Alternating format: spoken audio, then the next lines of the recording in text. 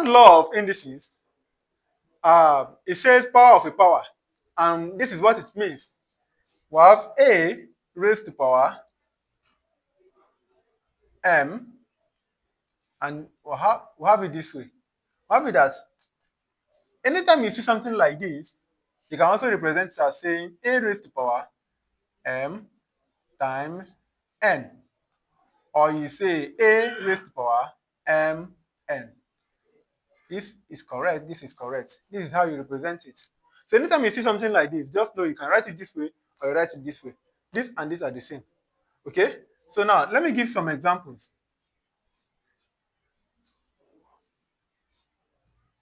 Examples. If you have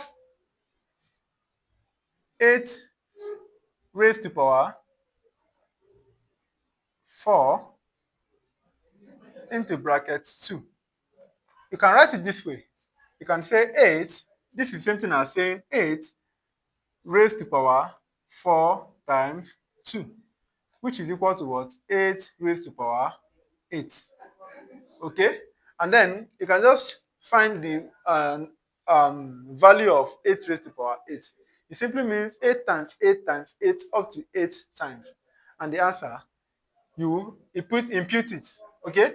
Another one again is if you have something like this, 2 raised to power 4 into bracket 3.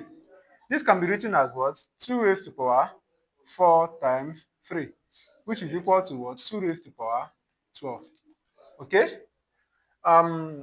If you also have 3 raised to power 2 and have it this way, raised to power 2 as well.